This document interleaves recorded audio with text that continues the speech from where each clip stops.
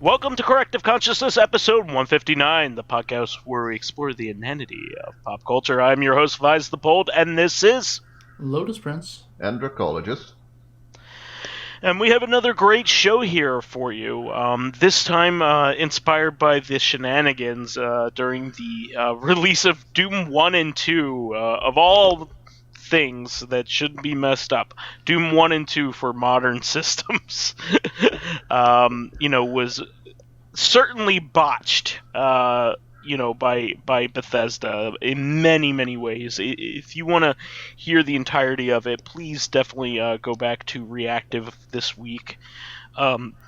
Certainly interesting, especially for a game that really, two games that really shouldn't have any problems on a modern system ever. But this week we wanted to talk about botched releases, and not just video games, but all kinds of releases that were like really just entirely screwed up by and mismanaged. Now, this doesn't mean that an unsuccessful product had to result from it, but it could have been something that damn near recovered.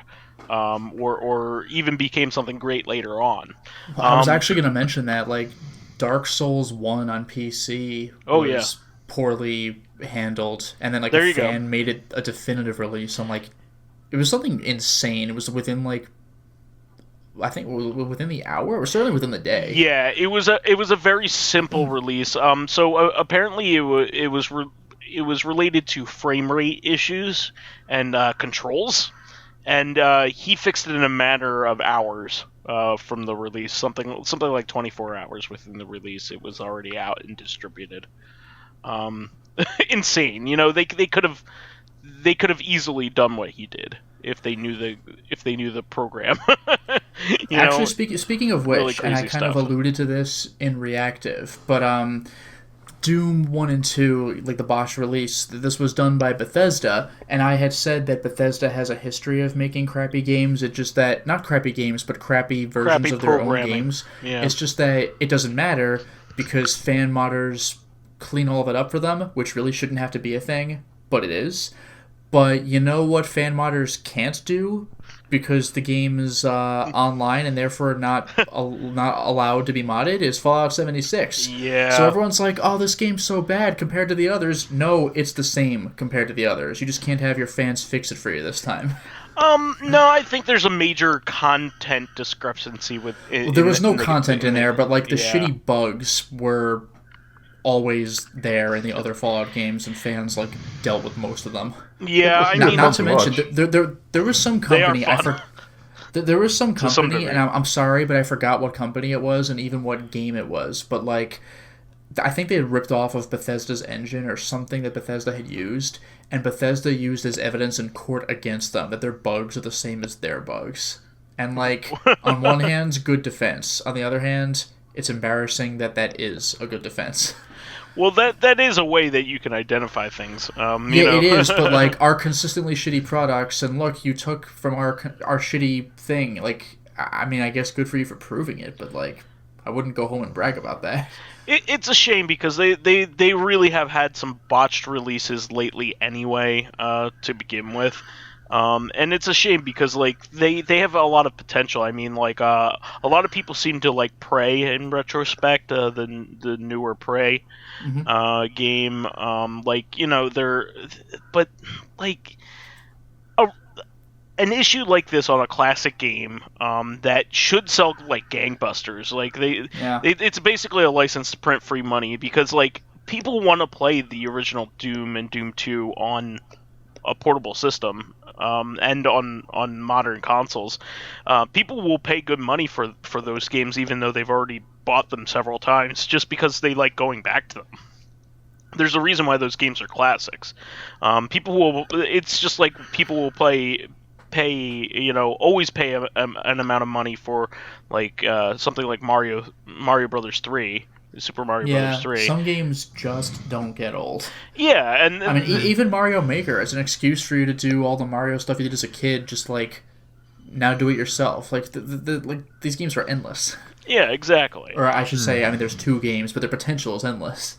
Yeah, exactly. I think So, saw go ahead. I saw a comment on sort of this meme picture of the Bethesda Doom release that they put next to each other the Switch release of Doom and the Night Dive Studios release of Turok. Okay. Oh yeah, Turok is an excellent release. That's anything but botched. Night Dive's done a fantastic job with almost all their releases. Consistently well. Yeah, and that version of Turok is like better than the original by a long shot. If you're gonna play Turok, play it on the PC or Switch. Because now you get that online capability. Well, not only that, but like it like the draw distance and frame rate are way better than the original game. Oh, they removed the fog in Turok. Yeah, there's no fog in the game at all. Oh, that sounds so good. Yeah, it's way better than the original release by a long shot. So, that's an opposite kind of release. But I'm thinking about other things like, Steam, when that was originally released, like we're talking about things that are successful now that were botched back in the day.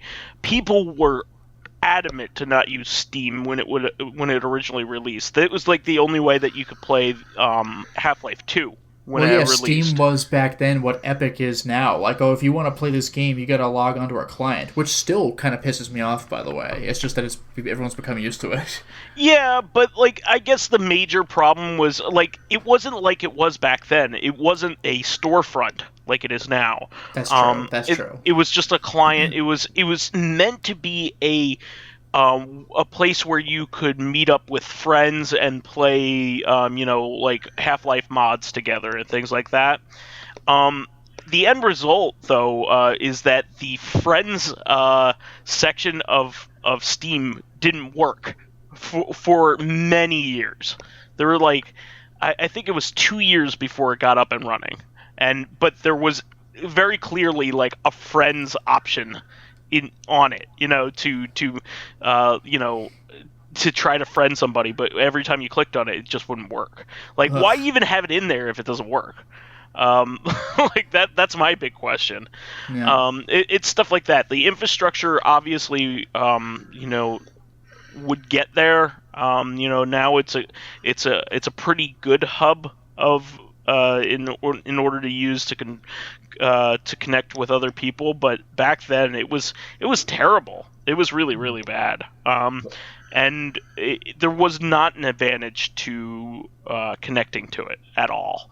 You know what? Actually, speaking of relative success stories that were botched at launch, how about just Windows 10? Yeah. Windows 10 was not at launch what it is now, and not only that, but Microsoft was outright forcing it onto your computer, like without your permission. Yeah, lots of people had had continually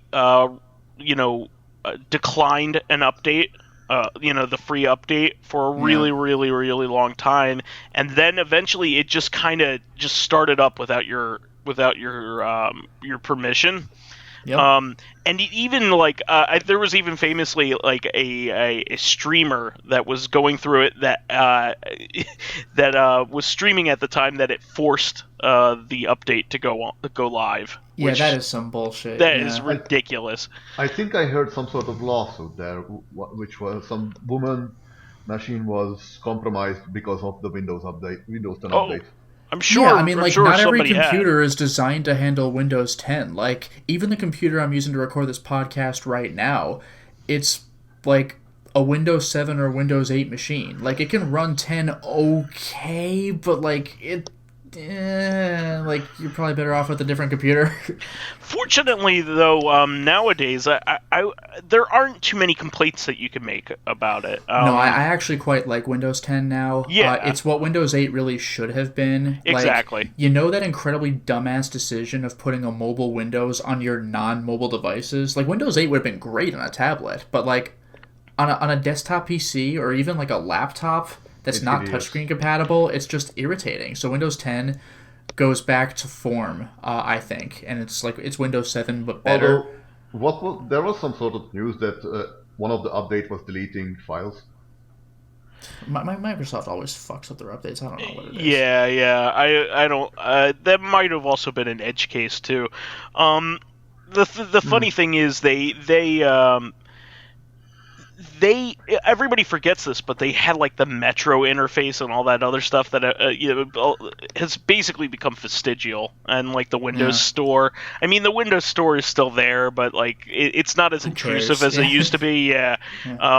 There's like a lot of stuff that's been weeded out since like the early days of super annoyance.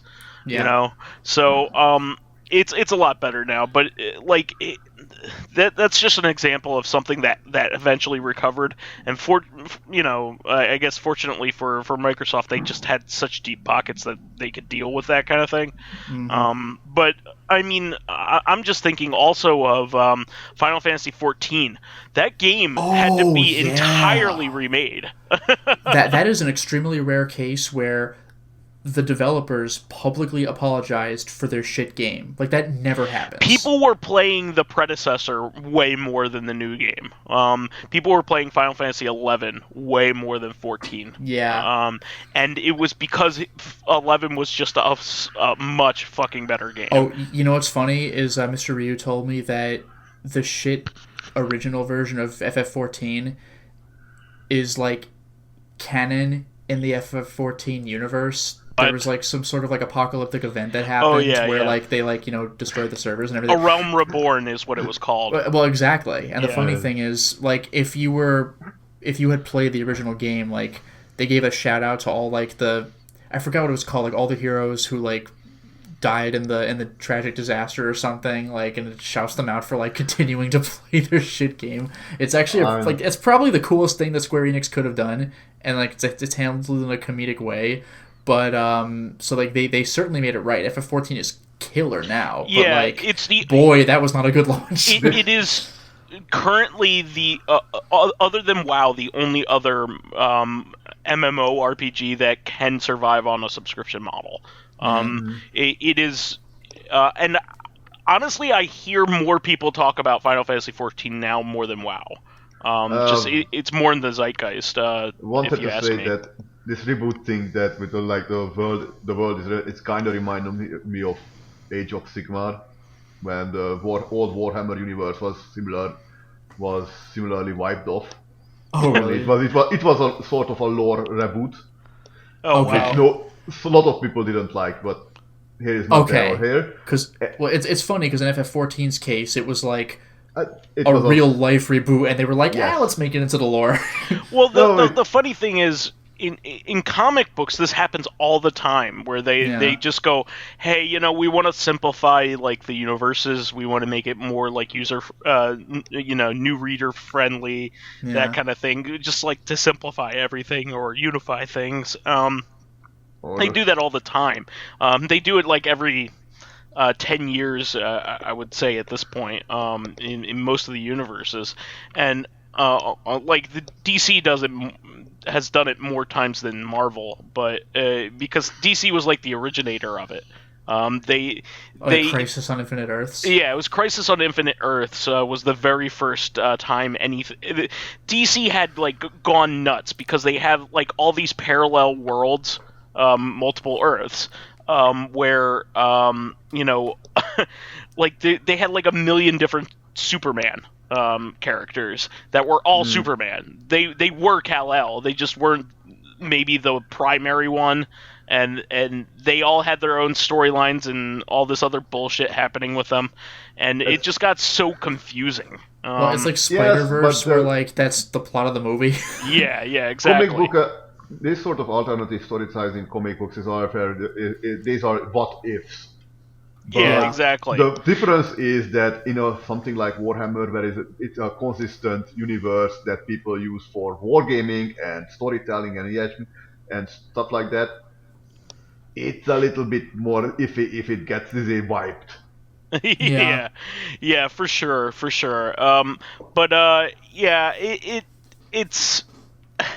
It's another thing entirely also to base an entire you could always fix it with comics, because the comics, the barrier to fixing something like that isn't nearly so bad. You could just make most people know the essence of the characters. Like, we all know that, like, who Batman should be, right? Yeah. But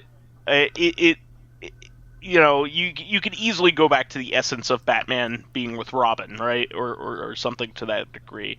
Yeah.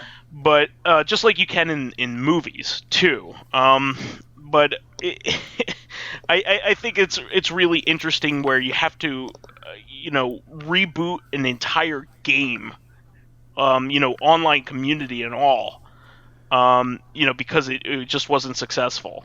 Well, that's the thing, yeah. Like, do the plotly need a reboot? No, but they had to make, like, an announcement. Like, we're starting over, guys. We're doing it right this time. So they just incorporated that into the lore, which is kind of funny. Yeah. That's insane. I also wanted to bring up No Man's Sky that's the most classic example, I think. Yeah, I mean, this was a Kickstarter game, right?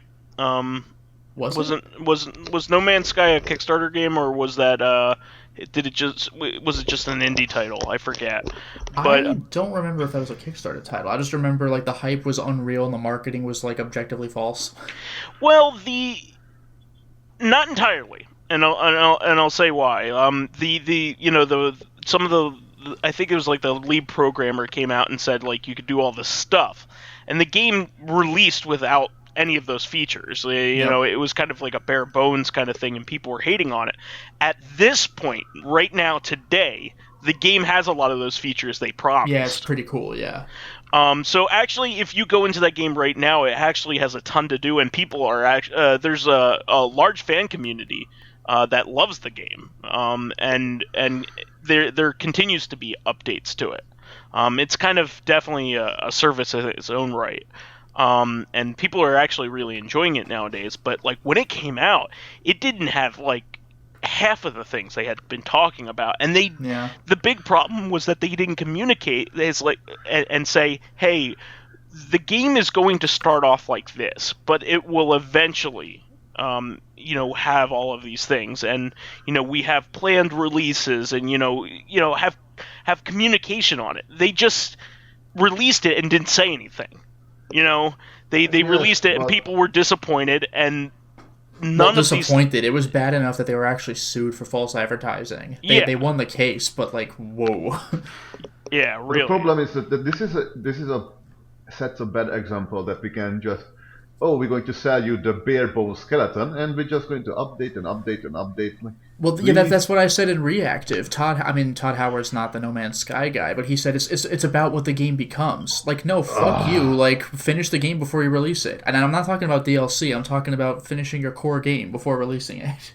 Yeah, and EA's been doing that too with, like, the Battlefield games and the Star Wars games. They've gotten bad with it. I mean, no, that's not, like, an incomplete game. That's just, like, greedy bullshit with, like, infinite grinding. Like, actually, Mortal Kombat 11 had, like, something of a botched start, because they have, like, what is it, like, 4 or 5 different types of currencies to do stuff in the crypt, and it's a shorter grind. I think they've already knocked grinding requirements in, like, half, which is a lot, and it's still pretty grindy. They have a feature where if you want to raise some cash for the crypt, then, like, you can do one of those things where you set the computer against the computer and walk away from the game. But, like, it shouldn't be a reward for me to not have to put up with playing your game. How about you make the requirements not suck instead? But but Lotus, how are they going to extort money from you if you can just breeze through the game? You know what, Dracologist? You've convinced me. Oh yeah, that's better. I should identify with the psychopaths. But anyway, I just wanted to add, like, about this sort of fake money peddling, that you, like, the things I've seen recently, like, sort of informative talks about how to psychologically, like, force people to start paying out their money for your free to play game. Oh boy. Well, that's what pisses me off in particular. I don't like it for the free-to-play stuff, and even so. Like, I know you gotta get your money somehow, but boy, you really milk these people. But what pisses me off is that these are fucking $60 games. Like, I've already paid full price, and now you're still gonna hit me with microtransactions, and lots of them. Like, get the fuck... Not to mention that, I forgot if Mortal Kombat 11 does this. I think it does. But the EA Star Wars Battlefield definitely did this, where... the grinding was made intentionally, like, unbearable, so you would pay to not have to play the game. Like, I understand earning/paying for something. I don't really like it, but I kind of get it. You could pay for it instead if you don't feel like putting up with it. But don't make the requirement, like, unreasonable if you want to play for it. Where, like, you're really kind of supposed to pay for it. That is some bullshit. But Lotus... especially for your $60 AAA title. But Lotus... what about the sense of achievement? Sense of pride and accomplishment. Yes. But yeah, I mean, those were some botched releases too. I mean, this is. No, this was botched by committee. Yeah, very much. This so. was poison. This was poison in the umbilical cord in the womb. So. Yep. Well, one of the things that I wanted to point out was the movie Brazil. Have you guys ever heard of Brazil? I've heard of it. That was a Terry Gilliam movie. Terry Gilliam's movie. Yeah, Terry Gilliam movie. Probably his best movie. I hear it's really good, but I haven't seen it. It's really good, and in fact, to follow up on last last episode of Reactive, rather, when I talked about Criterion. Criterion released a box set of Brazil that had 5 cuts of that fucking movie. I can only imagine how many Blade Runner cuts they have. I think they did Blade Runner, right? No, they didn't do Blade Runner. Actually, Ridley Scott was able to release like a multi-cut special edition of that when he came out with his final cut. All 17 of his cuts, yes. I think there's something like five or 6 cuts of that as well. Ridiculous. How many? But anyway, sorry, I'm diving. Just wanted to ask, how many cuts The Shining has? Just one, as far as I know. Well, isn't there that one super secret, like not secret, but wasn't there like a theatrical cut that like never made it to release? So Kubrick is famous for, after the initial screening, public screening, he would go back and edit it like one more time. He did that with a couple movies. Because like Clue had a bunch of different cuts, but then home video had them all, so it didn't matter. Well, yeah, but that was kind of a gimmick. That was a gimmick, though. This is him not being entirely satisfied with the way that he made it. So there's like some extra footage for 2001: Space Odyssey, I think, that was edited out post the initial viewing. Okay. And same thing with Shining. There's also Eyes Wide Shut kind of also has a similar thing that happened to it, but it's a little bit different. So with that one, that movie was in its original form. Like Stanley Kubrick died like 4 days after he turned in his final cut. So he died like right then and there. And what ended up happening was the movie was going to get an NC-17 rating because of the amount of sexual explicitness in it. And what ended up happening was they added some CG like obstructions, like extra bodies in like an orgy scene, and it looks weird. I love the irony with that, by the way. Yeah, more extra bodies to make it more palatable. Well, yeah, but less nipples. I guess. I get it, but it's just kind of funny. Less genitalia, Yeah. So anyway. Yeah, Brazil. Sorry. So what they did was, I think, eventually they were able to release that in its original form because that's against his wishes. So, but they did it as a necessity to try to push it out. But I'm sure he would have he would have raged. He would never have let that. Yeah, he's CG extremely crap. Particular. He wouldn't have let that CG crap into his movie if he had anything to say about it. Right. But, But anyway, back to Brazil though. Yeah, Brazil had some extreme meddling done to it post filming. What ended up happening was, Terry Gilliam turned in his initial cut, and producers and the owner of the film company, I think, all messed with it, and they wanted to add a happy ending to this movie, and it's a grimdark movie. Getting back to grimdark, it's a totalitarian movie. Yeah, it's like a 1984 style movie. It's very similar, and to the themes in those things.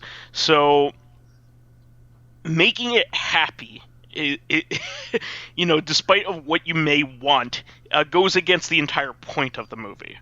Yeah, I Am Legend had that, which exactly, that was the stupidest thing ever. The entire point of I Am Legend is that he's supposed to realize that he is the vestigial part that needs to die. Yeah, he's the boogeyman. Yeah, he's the person that he's actually doing the evil things.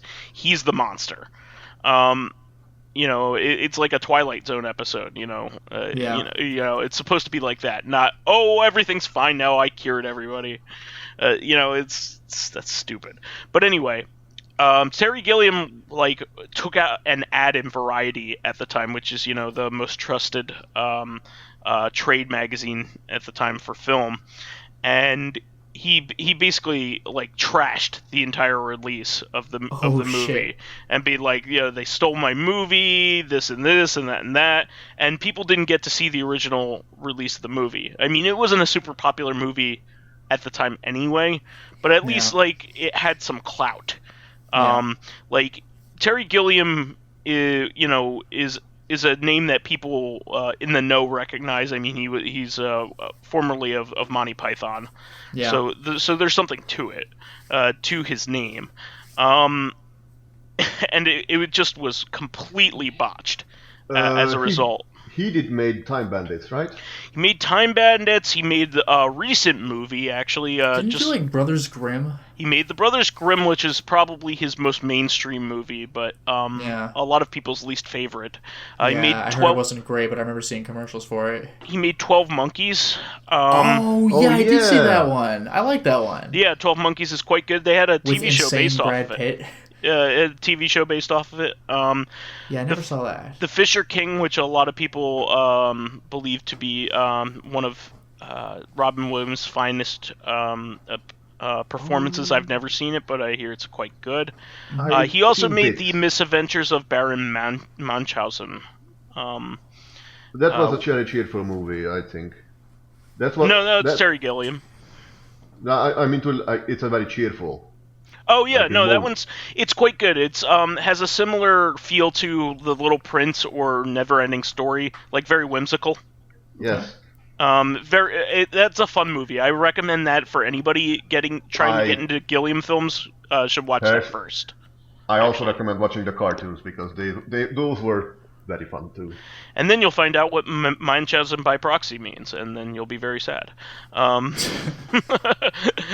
That is something you never want to experience. But anyway, so he also had a movie released this year that was incredibly botched as well.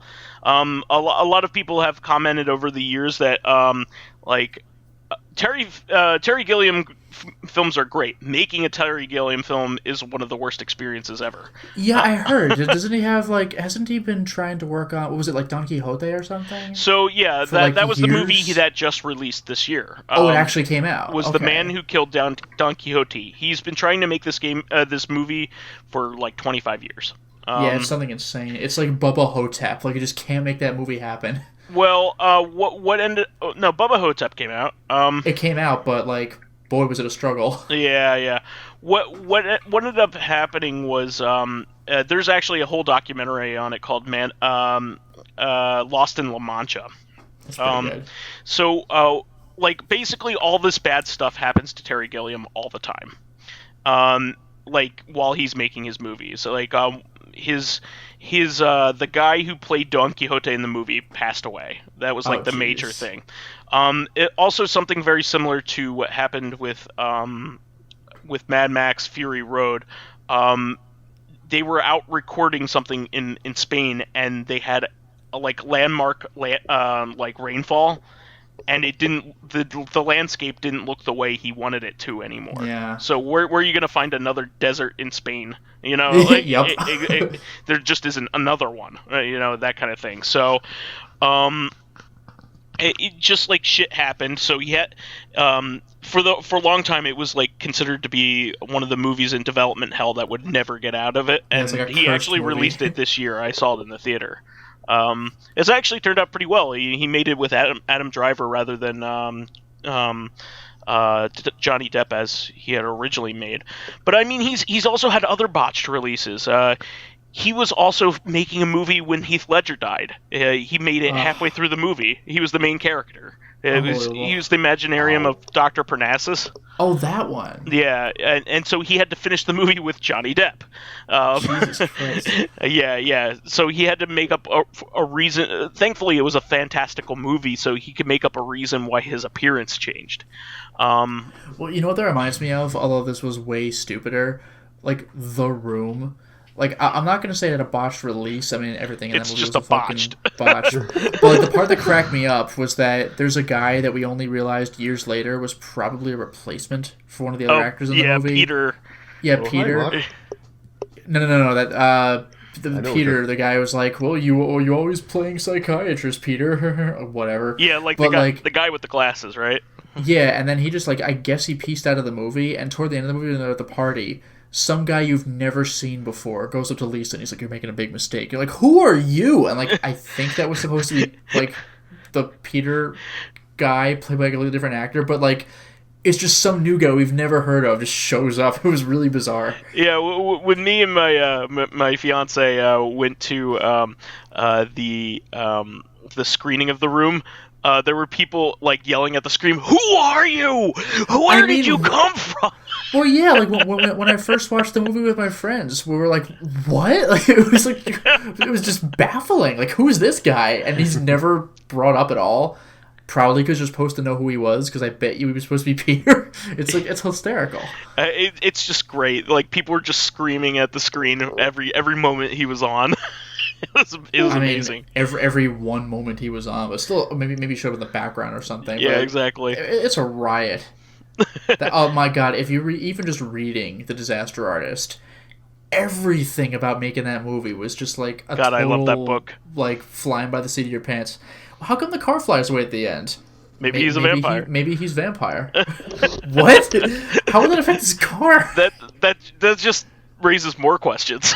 No, speaking of raising more questions, I still think one of the funniest parts of the entire book for me was when Greg Sestero was hanging out at Tommy Wiseau's apartment, and he found that in his bathroom he had like a full-size poster of Disney's Aladdin, and it's like, what? That's like one of the most like alien things to me. Like, it's not even that outrageous, but I could just picture aliens from outer space going like, humans have posters of movies they like, so he puts like a kiddie movie poster into like the bathroom. That's like the most alien thing you can do. Like, this is what humans do. Humans have posters on their walls. It's like, it was just so weird. It was like the uncanny valley equivalent of like culture. It was the strangest thing to me. Getting back to video games, I also wanted to put a shout out to the original Sin game. Do you guys remember this? Oh yeah. I might have SYN? No, yeah, SYN. Yep. I know the title, but I don't know the circumstances. So it was a Quake engine game, right? Yeah, Quake engine game. It was supposed to be, a Doom killer of its day, that kind of thing. It was very, very, very much hyped up. And what ends up happening is they release it, and the game is unplayable in its release state. It was released physically back in the day because it was a PC game, but it was, and they didn't finish it, and it didn't work. It was the most famous botch of video game history, probably. I played the demo of it, and it was pretty good game. Like instead of the big classic Quake run and gun, it was more like you're playing a futuristic police officer.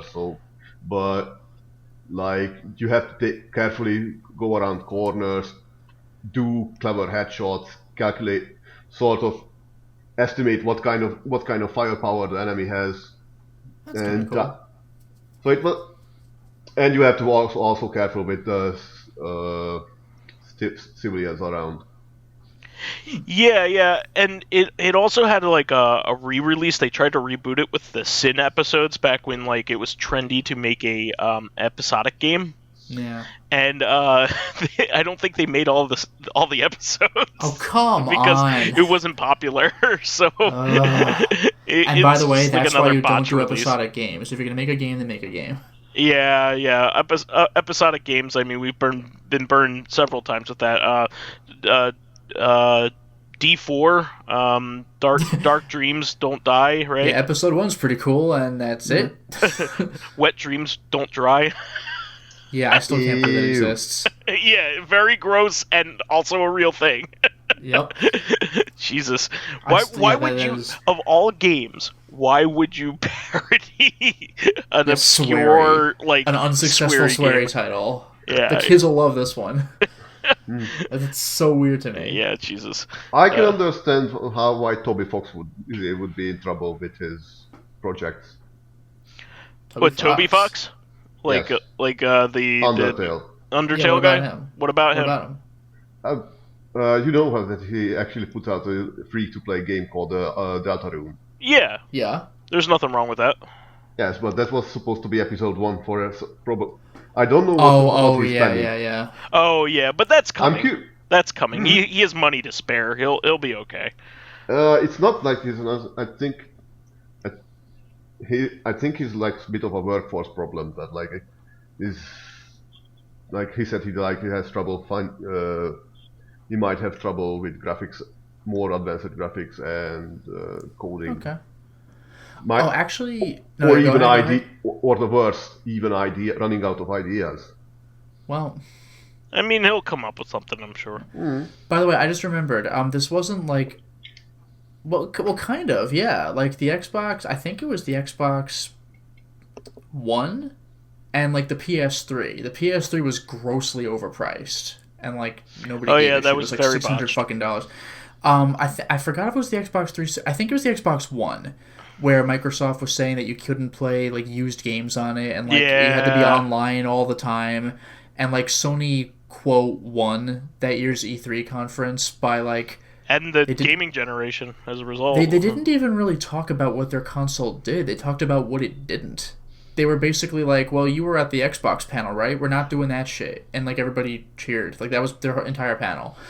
But like, yeah, like when there was like a famous interview bit where someone was like, well, what if you live in the middle of nowhere? Or what if you're like in the military and you're on like a submarine and you want to play your Xbox One? And the guy said, just play a 360. It's like, fuck you, dude. Yeah. So obviously that didn't follow through because everyone was like, that's stupid and so are you. And Microsoft's like, okay, fine. But like that was definitely that. I don't know if it was a botched launch, but it was certainly a botched pre-launch. That was just an embarrassment. I mean, I know I linked this to you, Vice. Dracologist, you may have seen this as well, but there was a just destruction video from Sony itself was the whole video is like 20 seconds long. It was like how to play used games on the PlayStation 4. Wasn't it shared?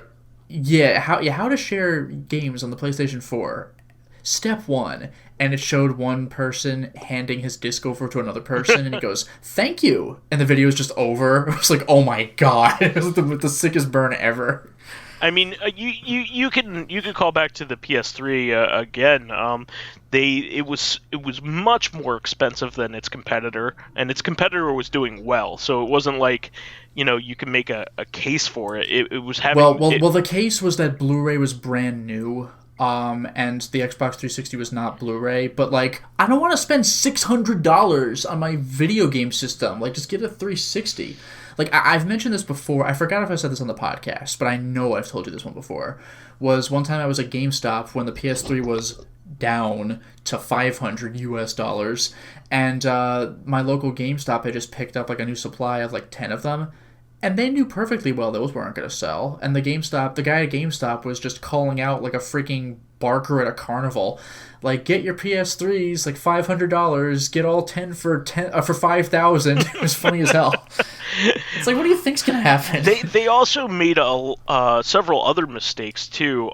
Notably being they didn't provide support for developers when the system first came out. So or decent support for the developers. So there were a lot of people that were porting games to the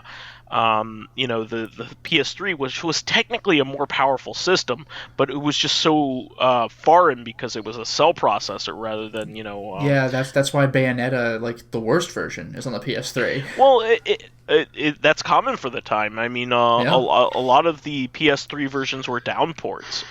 Yep. And you'd be hard pressed to find any games that were better on PS3 until much later in the system's life. Well, it's like a lot of Nintendo games now. Like if they were made for Nintendo, then that's great. But if it's ported to Nintendo, like the Wii U or the Wii or the Switch, it'll probably be worse. Like if a game's made by Sony, if you're playing Uncharted, I mean Uncharted was never ported, but like Uncharted plays brilliantly. But like if you're playing a multi-platform game, it was probably better on 360. Yeah, precisely. And so, speaking of Uncharted, by the way, this isn't really a Sony thing. This is every company. But like the Wii pushed its motion controls often unnecessarily. The Xbox 360 was probably the lightest in this regard, but it kind of pushed its Kinect. Sony pushed its 6-axis controls, and then as the years went by later in the system's life cycle, like even Uncharted 1 versus Uncharted 2. Uncharted 1, you aim your grenade throws with the 6-axis controls, and Uncharted 2 is like, yeah, we know that's fucking stupid. It was probably mandated that we did that in the first game. We don't have to do that anymore. Yeah. Aim with a stick like a human being. Well, any final ones that you want to get out of your system here before we move on to our weeklies, guys? I'm trying to think if there's anything weird. Daikatana, that's another. That's a good one. Yeah. I mean that. I was always thinking that shouldn't like something like Flying Wild Hog should pick that game up and kind of remake it with their own flair thrown in. Yeah, no, that game has real potential, honestly. There is a fan effort going on to remake Daikatana, I believe, right now. That's great. Yeah, I mean So, to be fair, John Romero apologized for the marketing campaign. John Romero's going to make you his bitch. Yeah, he didn't like it. He didn't like it originally. He said he didn't like what the presentation of it, but he went along with it because they thought it was going to be successful. And of course this was a game that just didn't do well. Unfortunately, he says, according to him, that the game got really bad press, mostly because of the the console port at the time, which was the N64 version. The N64, which is missing your AI partners. The N64 game is woeful. It is garbage, and that was a much more mainstream platform at the time than PC. Only people that were really into PC games at the time played on PC. Unlike now, it's much more common. But he states that he's proud of the PC version, which is still not insanely good, but a lot of people will make a case for it, at least. I mean, like, I get it, and it's like, it's pretty ambitious for what it was, but like people know the N64 port, which is like hilarious. I think I keep hearing that what Yahtzee said, that it has a gun that just shoot this giant bouncing exploding balls that is a more chance to kill you than kill anything else.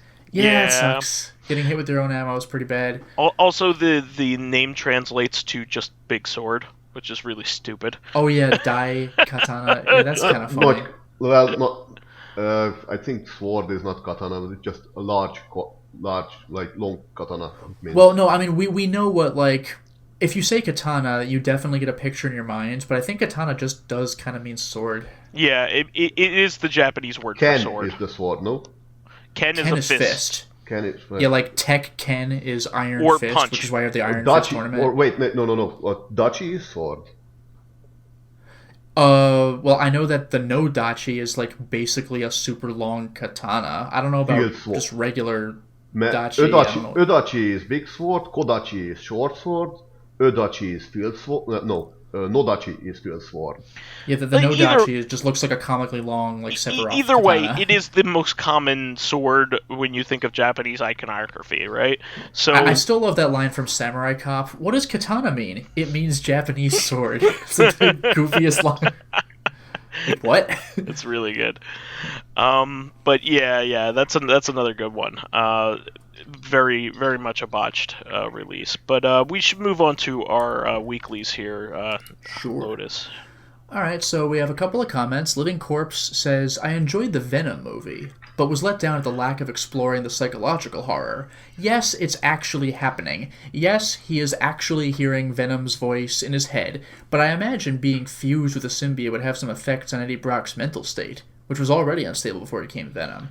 That's a good point. That's actually in the comics. In the comics, that's exactly why Spider-Man discarded the symbiote, because it was like greatly enhancing his emotions. I mean, it didn't make him like start questioning reality or anything, but it definitely enhanced things he didn't want enhanced. It gave him a lot of really good dance moves too.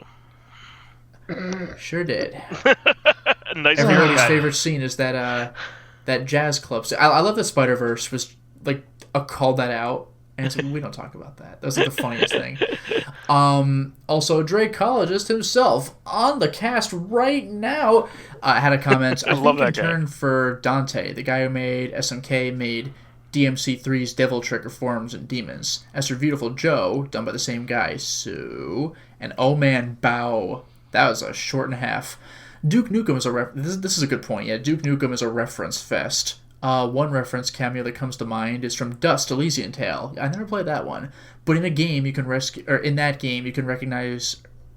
I can't read. You can rescue. One day I'll get it right. You can rescue characters of that year's indie darlings like Super Meat Boy, Spelunky, Fez, and even Dishwasher, which I don't know what that is. It's some sort of this platforming hack and slash game. Okay. And it has the mysterious wall chicken, which sounds like I should know what it is, but I don't. Castlevania. Yeah. Oh, jeez. Like the. Okay. When you punch a wall and you find the little pot roast. And then pizza topping, I like classics, but sometimes I like special, like bologna plus mustard or sour cream plus garlic. Huh. Those are too exotic for my blood. Yeah, they're too exotic for me. I'm not prepared. I mean, garlic I can totally get behind, but I don't know about the rest. You have to try I can get behind as well. Bolognese and mustard. Actually, it's called pizza picante. It's sort of take a bolognese base. I don't know if it's tomato one, but it's got sour cream, mustard, and a bit of garlic in it. So it's very tasty. Curious. As for sour cream and garlic is delicious. Huh. Well, that's the base. Like there is cheese, sure, and other like meat stuff on it. So, but yeah, it's really good. All right, and then we get our fan question. And by the way, this is our very last fan question. So if you have any that you would like to submit, please do so. We would very much welcome any content you may have. But this we need question new is from ones, Insane guys. Buffoon, and the question is very simple: Coke or Pepsi? And my answer will be very simple. I've never had either. I don't drink soda. I'm out of this conversation. You've never even had them. I have literally never had Coke or Pepsi. Not even joking. So you don't drink soda, but I accidentally drank a little bit of Sprite once, thinking it was water, and like choked on it because I wasn't expecting the carbonation. I like didn't know how to like swallow it. I was like, what the fuck is happening? This baffles me. You don't drink soda because you just decided you wouldn't drink it? Not interested. I've had root beer a couple times, and I've had some Gatorade, but like I literally only drink water, and I have orange juice like at breakfast. That is it. Huh. Okay. Yep, I'm out. You guys have fun. I'm a Coke man. Okay. Same. I was a little bit of between the two. Like because of the caffeine amount I try to avoid drinking soda, but Pepsi can go to hell. Imposter. Yeah. See, I'm really into cocktail making and also you know, just beverages in general. And in cocktail making, Pepsi is not nearly as good as Coke, especially. I've always been a Coke fan. My family was Coke. It's just we drink Coke with a hamburger. Not too many things better than a Coke with a hamburger. I'm curious. When you make cocktails, like, have you ever? I mean, I don't know why you would have contrived this, but have you ever, like, purposefully, like, mixed up Coke and Pepsi and then, like, blindly chose one and put it in your cocktail and see what happens? So, this happens a lot because depending on the bar that if you're at a particular bar, their soda gun might actually just have Pepsi on it, but they don't tell you. You might order like a rum and Coke, and they'll just give you a rum and Pepsi and not even tell you. So, but I can definitely tell the difference. You can? Because I was going to mention, like, my uncle, like, when he was like a kid. I don't know about a kid, maybe like teenager, 20s or something. But my uncle, when he was way younger, like, swore up and down he could tell the difference between Coke and Pepsi, and, like, anyone who can't is a fool. So, like, my dad and probably somebody else set up one of those taste tests with, like, Coke, Pepsi, and, like, some store brand or whatever. Yeah. And I think he couldn't even tell, like, the store brand. It was just like, oh. So Pepsi, Pepsi, if you pay attention to the palate, and all that, Pepsi has a sweeter taste to it. Some people like that better. Or some people just grew up drinking it, so that's what they like. Sure. Also, if I know that Pepsi is more experimental with tastes. What do you? Oh yeah, Pepsi is much more willing to try different flavors and things like that. Like they had Pepsi Kona at one point, which was like a coffee flavored one. There was clear Pepsi when we were growing up. Crystal Pepsi. Yeah, Crystal Pepsi. Twist. Yeah, Pepsi Twist. Yes, that was another one. I had one with vanilla once. What was it? Vanilla. Oh, well, wasn't that? Did Pepsi do that? I thought it was Coke, vanilla Coke. Yeah, that was a vanilla Coke. I think there was a vanilla Pepsi eventually because they were copying Coke at the time. Fair enough. But Coke is actually the one that's playing around with flavors at the moment. They're doing like an orange one right now, but I'm not really interested in that. Yeah, Coke tends to have a sharper taste, like a slightly sharper taste.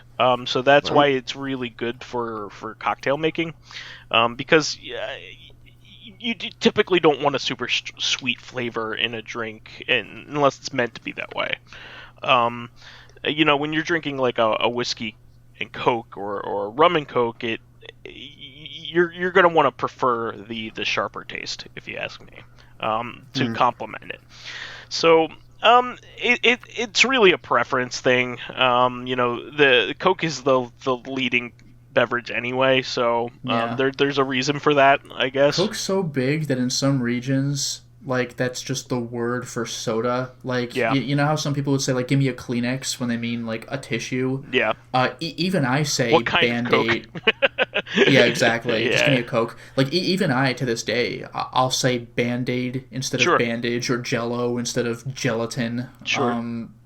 But, like, I will say copy machine and not Xerox, but that's another one. But, like, in some places, Coke is just, like, soda. Pick something, I don't know. Yeah, it's true. It's just one of those things. But yeah, I've always been a Coke guy. I kind of I like actually Mexican Coke the best. I don't know if you know about this, Lotus, but no, I do actually. They're a little more like, what was it, sugar? So there's a major difference. The American Coke is made with high fructose corn syrup, and it is not like the original formula that was sold back in the 50s and 60s and 70s. Yeah. It switched over to a newer formula called New Coke, and people hated it. And they're actually kind of bringing that back right now. Wasn't there a CocaCola Classic at one point? So CocaCola Classic is what we have now.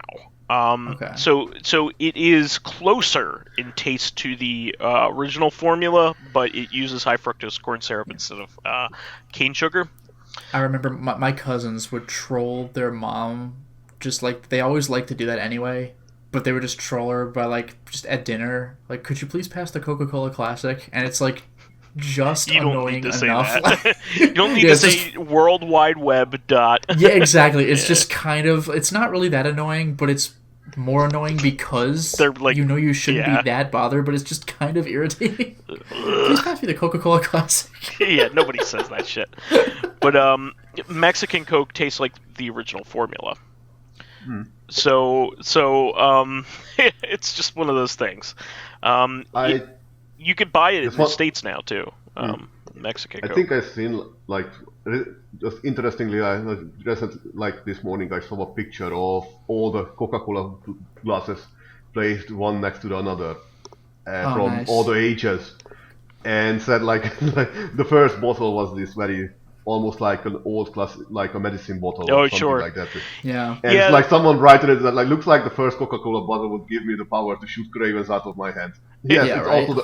also the bottle that contains enough cocaine to knock you on the ground. It's like, yes, but I still shoot firecrackers from my hand. Well, it was sold similarly to the way like original like energy drinks were, just like basically in a little bottle. You know what I mean? And that was kind of like the intention, really, too.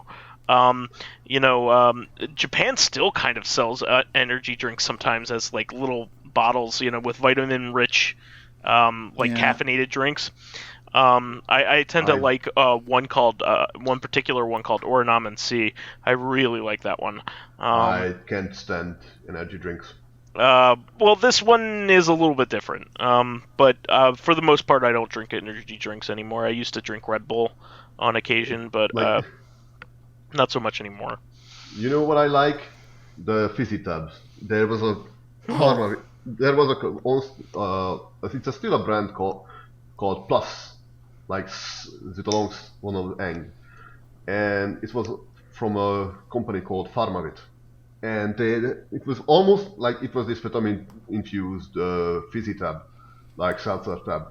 Oh, sure. And it's almost like you could almost drink it as like soda. Sure. You know what? What is it? There's a vitamin supplement that's kind of like that has like a fizzy kind of tab, like a Alka-Seltzer too. I forget what it's called. But yeah, a lot of people drink that to help ward off sickness. By drinking a highly vitamin enriched drink like that. So I think we hit that one pretty good. Definitely, please do give us new questions because we've run out. We're totally tapped out, and then Lotus is gonna have to pick the questions next time, and he's just gonna talk about water. I'm just gonna talk about Kingsfield. Water and sometimes orange juice. Would you like to hear about sometimes orange juice? Yes, sometimes. I'm gonna mix it up. I think I'm gonna. So, have an I tend to juice. drink from the tap. I live in an area where I don't need a filter, so I got some pretty decent tap water. It's good stuff. I got my fluoride. Anyway, that is the show for this week. Please remember to subscribe to the Corrective Consciousness YouTube and Soundcloud pages. While there, please give us thumbs ups, likes, and 5-star ratings on iTunes. Helps promote and spread awareness of the show, and any bit of encouragement helps keep the show going. You can also catch us on Thursday for our sister podcast, Reactive Consciousness, where the podcast where we go over this week in our lives. Jeez, man, I was looking at the wrong script. Anyway, finally you can friend me. I mean, it slipped my mind, is what you meant. But yeah, definitely give us some more questions, guys. Even if you want to dump a whole bunch, like some people do, we'll get to them eventually. We love having a backlog. Finally, you can friend me as vysethebold on Steam, PSN, Xbox Live, Twitter, Battle.net, and Switch.